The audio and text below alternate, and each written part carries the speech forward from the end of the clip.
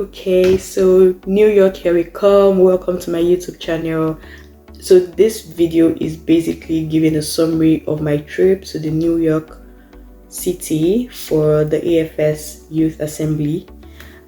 So yeah, I'm running late, so I have to start my journey now to London Gatwick Airport. That is the first time I'm traveling from that airport. Also the first time I'll be landing in a different airport in the US other than JFK. So yeah, an interesting day already. So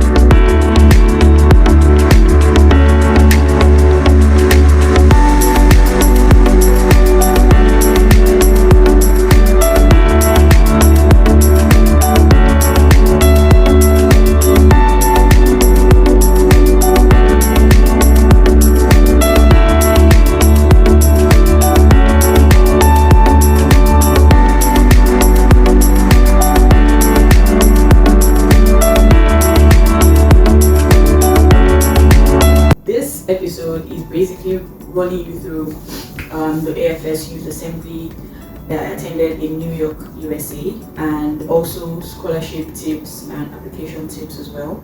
So I will start with saying this: the AFS Youth Assembly 30 is already open, yes, and that is for August 2025. So if you are interested in applying to attend AFS Assembly next year, then yeah, just stay tuned. You might learn one or two things. So very quickly, I'll run you through what AFS is about and why you should want to attend as a youth.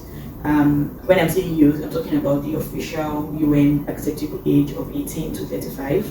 So if you're within this range, you're considered a youth, and this basically is a gathering of people who are passionate about change in the world, whether it is regarding climate change or education or entrepreneurship or international development. This is the right space where you meet so many people from different parts of the world and you get to rub minds together, you get to share amazing ideas that you can actually work on, right? So the first thing you should know about applying for the AFS Youth Assembly is that your application must be very practical. I'm saying this is the best time to not use ChatGPT, but to actually pour out your heart into what you are answering. Speaking about answering questions, I have to say this: the questions that are being asked are very specific and direct. Make sure that you are responding to only that. The word limit is not so much that you get to tell your stories or get to tell other aspects of impact that you want to share. So you have to make sure that you are making use, maximizing, you are literally maximizing the word limit and keeping your answers very direct, concise, and on point. Speaking of on point, again, the AFS Youth Assembly is very big on diversity and basically your uniqueness. So they are expecting to see responses that they haven't probably seen anywhere before. And I always have this strong belief that everyone is different. So your application is not supposed to look generic. Make sure that you are inserting a bit of uniqueness into your application. So you can apply under the climate, entrepreneurship, or international development or education. I was awarded the scholarship as a global educator, and this has to do with my work in the informal education sector and also advocacy for girl child and their access to quality education. So you can see that this is not a regular educator kind of profile, but I sent in my application anyways. I was very honest, and I tried to be as straightforward as possible. Another thing I want to discourage is being humble in your application. Yes, humility is not needed in this application. You have to be very bold and audacious about what you have done, your field of impact, and basically impact measurement. So do well to insert numbers, facts, and figures when there is a need to talk about your impact and the work you have done so far. While the AFS Youth Assembly applications are open, the scholarships are not open yet. So what would I encourage you to do? The first is to subscribe to their newsletters. That is where you get the fastest information. The second is to follow the Youth Assembly on Instagram or LinkedIn, and also follow AFS programs on Instagram or LinkedIn.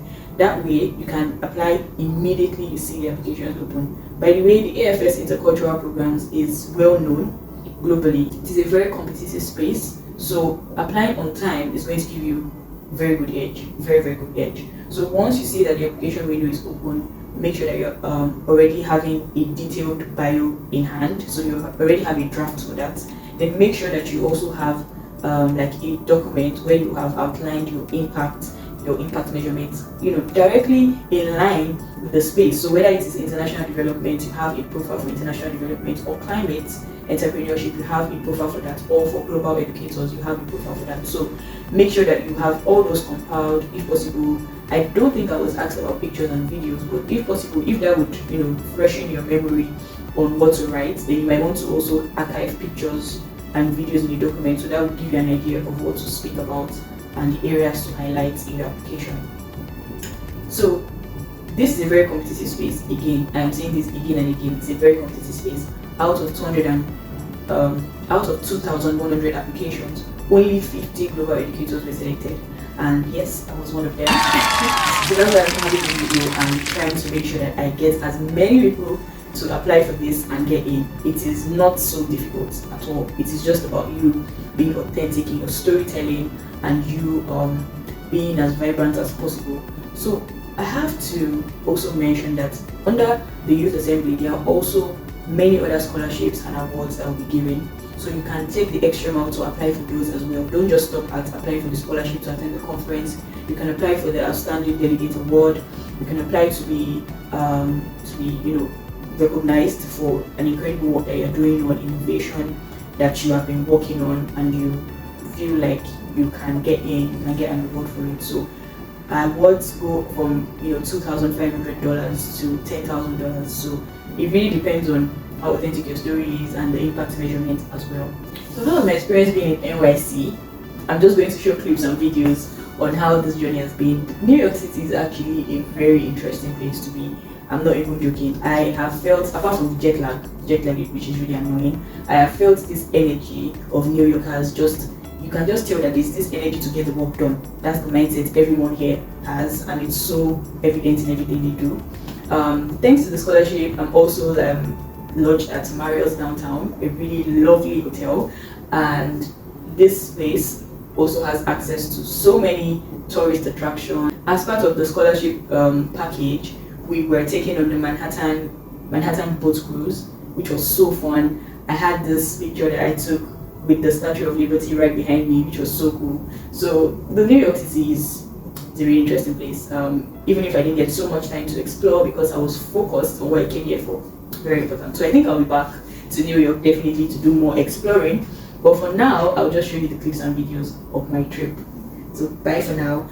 Please make sure you subscribe and like and share.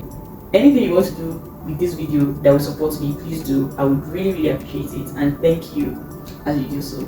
See you in the next episode. Bye.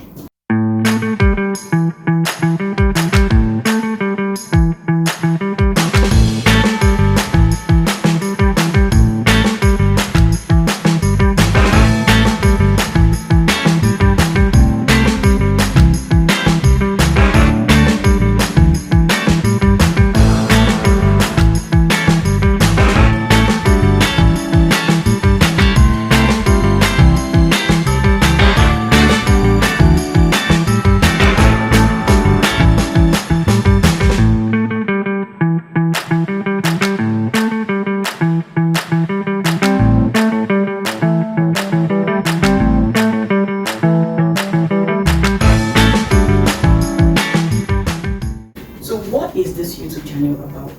The major goal of this channel is to advance and promote gender justice. So I am going to be having episodes talking about rape culture, episodes talking about prevalent issues in rural communities that women are facing.